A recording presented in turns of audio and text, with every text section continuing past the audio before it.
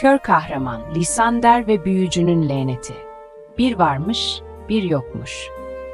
Büyük ve büyüleyici bir krallıkta görme yetisini kaybetmiş ama diğer tüm duyu organlarını inanılmaz derecede geliştirmiş bir çocuk yaşarmış.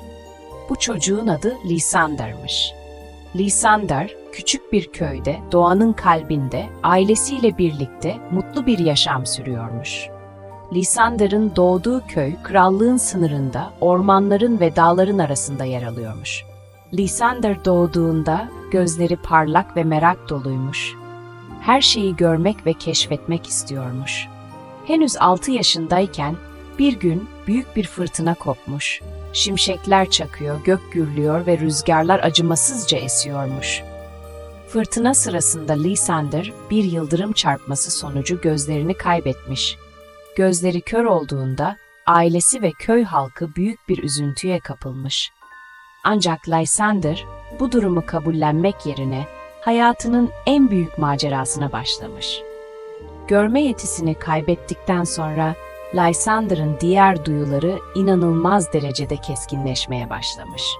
Annesinin pişirdiği ekmeğin kokusunu kilometrelerce öteden alabiliyor, rüzgarın en hafif esintisinde bile yaklaşan tehlikeyi hissedebiliyor, suya düşen bir yaprağın sesini bile duyabiliyormuş. Dokunma duyusu öyle gelişmiş ki taşların üzerindeki en küçük çiziyi bile hissedebiliyor. Bitkilerin yapraklarına dokunarak hangi bitki olduğunu anlayabiliyormuş. Lysander'ın köyü, Lumeria Krallığı'nın en uç noktasında büyük bir ormanın kenarında yer alıyormuş. Bu orman hem güzellikleri hem de tehlikeleriyle ünlüymüş. Lysander, görme yetisini kaybettikten sonra bile ormanda gezmeyi severmiş. Ormanın her köşesini, her ağacını, her patikasını adeta ezberlemiş. Görme yetisini kaybetmiş olsa da dokunuşları ve duyuları ona rehberlik ediyormuş. Bir gün Lysander'ın köyü büyük bir tehlikeyle karşı karşıya kalmış. Kötü niyetli bir büyücü, krallığı ele geçirmek için köyü lanetlemiş. Köy halkı korku içinde ne yapacağını bilmez haldeyken, Lysander, duyularının ona rehberlik edeceğine inanarak yola çıkmış. Lysander, sabah erkenden yola çıkmış.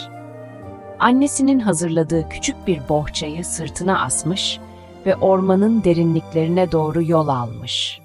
Ormanın içinde ilerlerken duyuları ona yol göstermiş.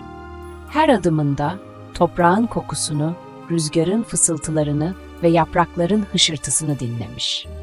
Lysander, ormanda ilerlerken hayvanların seslerini dikkatle dinlemiş.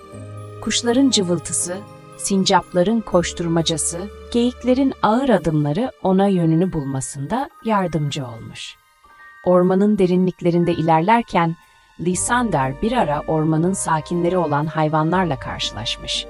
Ormanın bilge baykuşu Hoot, Lysander'ı selamlamış. Hoot, Lysander'a "Senin cesaretine hayranım küçük dostum. Büyücünün izini sürmek tehlikelidir, fakat senin duyuların seni koruyacaktır," demiş. Hoot, Lysander'a ormanın en gizli patikalarını göstermiş ve onu büyücünün saklandığı mağaraya götürmüş. Mağaranın girişine yaklaştıklarında Lysander bir tuhaflık hissetmiş. Hoot, büyücü karanlık büyülerle mağarayı koruyor. "Dikkatli olmalısın," demiş. Lysander derin bir nefes almış ve duyularını keskinleştirerek mağaraya doğru ilerlemiş. Mağaranın içinde Lysander karanlık büyülerin izlerini hissetmiş. Her adımında büyücünün tuzaklarını sezmiş ve onlardan kaçınmış. Mağaranın derinliklerine indikçe büyücünün varlığı daha da belirginleşmiş. Lysander, büyücünün çıkardığı her sesi, kokusunu, hatta nefes alışverişini bile takip etmiş. Sonunda büyücünün karşısına çıkmış. Büyücü, Lysander'ı küçümseyerek, "Görme yetin olmadan bana karşı koyamazsın," demiş. Ancak Lysander gülümseyerek, "Görmeyen gözlerim değil, hisseden kalbim ve keskinleşmiş duyularım benim rehberim," demiş. Lysander, büyücünün zayıf noktalarını hissetmiş ve onun büyülerini etkisiz hale getirmiş. Büyücünün çıkardığı her sesi, kokusunu, hatta nefes alışverişini bile takip ederek onun hamlelerini önceden tahmin etmiş. Büyücüyü alt ettikten sonra köyün üzerine atılan laneti kaldırmış ve köy halkına geri dönmüş. Lysander'ın kahramanlığı tüm krallıkta duyulmuş. Kral, Lysander'a büyük bir ödül vermek istemiş. Fakat Lysander, ödülleri reddederek ben sadece köyümü korumak için yaptım. En büyük ödülüm, duyularımın bana rehberlik etmesi ve insanların bana inanmasıdır demiş. Lysander'ın hikayesi nesilden nesile anlatılmış ve onun cesareti, azmi ve diğer duyularının gücü herkes için bir ilham kaynağı olmuş. Köy halkı Lysander'ın kahramanlık hikayesini her yıl büyük bir festivalle kutlamış.